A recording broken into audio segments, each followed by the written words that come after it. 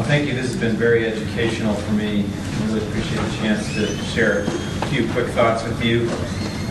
I'm going to speak more theoretically than everything else we've heard, but I've, like I say, really benefited from hearing these very practical, sensible solutions.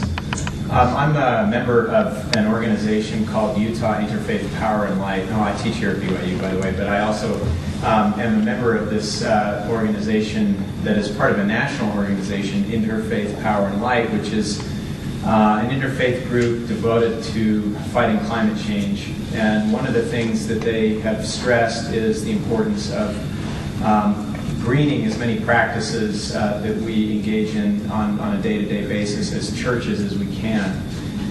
So I'm extremely excited and proud of what the church is doing, and very eager to hear from Jared Doxey, because the interfaith community, both here in Utah and nationally, has noticed what the LDS Church is doing, and this is a very, very significant and profound expression of stewardship. So I hope you'll pay close attention to what he has to tell us.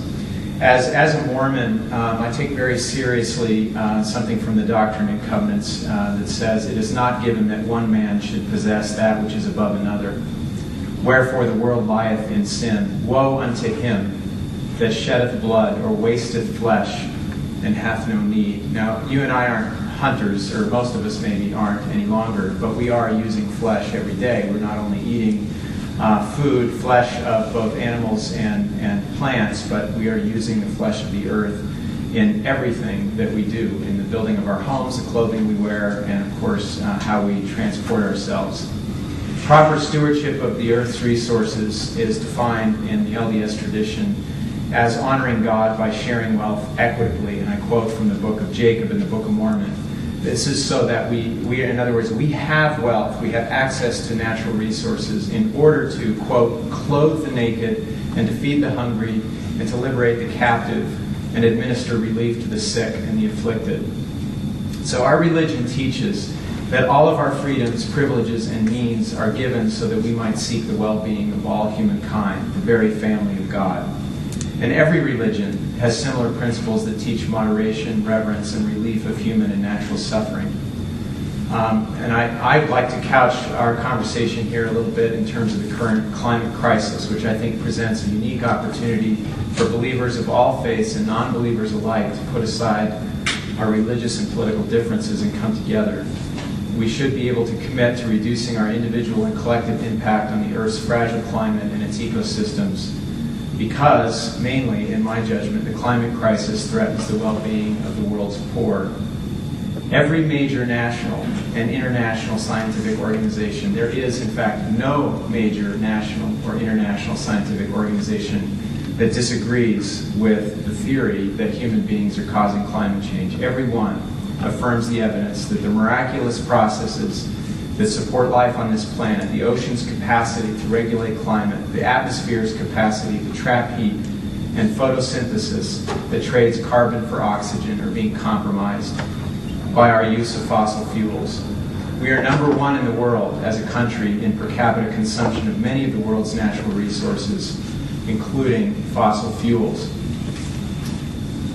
America produces currently about 22% of total greenhouse gas emissions globally, even though, of course, we only make up less than 5% of the world's population. 32% of all greenhouse gases in America are emitted by transportation. We have the cheapest fuel and the highest car ownership in the world, almost 2 cars per household, or, if I'm not mistaken in my interpretation of statistics, which is perfectly possible because I'm a humanities professor, but as I understand it, it's 2 cars for every 3 people. 81% of fossil fuels in the United States are consumed on highways. And, by the way, cars and transportation account for 78% of all air pollution. So, what makes me wonder, religiously speaking, is why we think that somehow we are doing right by the world to defend our wasteful habits as if it were an American right. According to the World Health Organization, between 150,000 and 300,000 people die a year due to the effects of climate change. So this isn't something that's going to happen or might happen in the future. It is happening now. These people in the developing world are also hoping, of course, to have many of the benefits that you and I enjoy in the developed world. China has now outpaced the United States in terms of carbon emissions, not per capita, but as a nation, and that is only going to increase. But the question really is, what kind of example are we setting? As the world wants what we have, what kind of example are we setting? We currently would need 4 planets at least to sustain the Earth's population at U.S. consumption levels. In other words, if everyone in the world lived as we do, we certainly would not have enough natural resources, let alone fossil fuels. And of course, there is a lot of speculation about peak oil that we may have already reached or very soon will reach the point of diminishing returns in terms of what is very obviously not a renewable resource. So we need to reduce. But we also need to use fossil fuels or energy in the world's flesh more efficiently, and that's what's so beautiful about some of the things we've heard about. But let me just give you a picture. The people who are already suffering disproportionately the effects of climate change live in the poorest areas of the world, especially along the Pacific coast of Asia and South America, in sub-Saharan Africa and along the Indian Ocean coast. Environmentally related diseases such as dengue fever and malaria are on the rise. Political instability grows as people struggle over ever more precarious and scarce natural resources, as was evident in Darfur. That was not merely a political conflict, that was an environmental problem. It is for this reason that climate change is recognized by our own Defense Department as one of the most serious threats to our national security. That warning, however, has been ignored persistently. So I'm very proud of what the church is doing, not only in its humanitarian effort in many of these most threatened areas of the world, but also in its announcement to begin rolling out LEED-certified chapels that will go a long way to reduce our collective impact on the planet and its peoples. For me, this is religion in practice. It's, of course, an institutional practice, and there's much we could do on the local level that maybe we could think about together. But it goes to the very root of our impact on the world's poor to design our buildings in this way, to think smarter about how we use transportation, and it embraces our sacred duty to use natural resources with moderation and wisdom.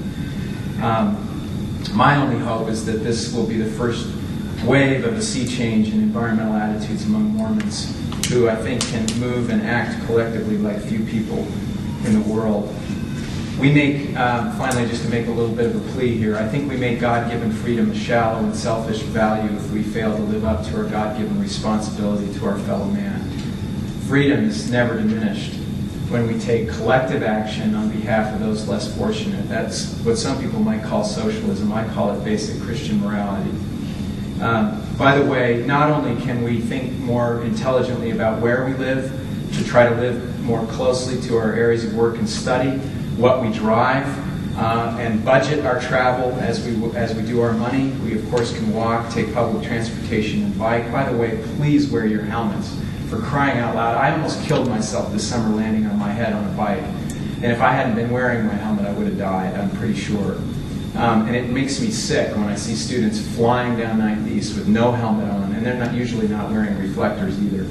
But you, by the way, can do the equivalent of buying a hybrid vehicle if you eat 20% less meat a week. If you eat organic, if you think about where your household energy comes from, and if you pursue the renewable energy resources that we should be collectively as a society looking for. So I'll turn the time over to Justin and Jared Doxson.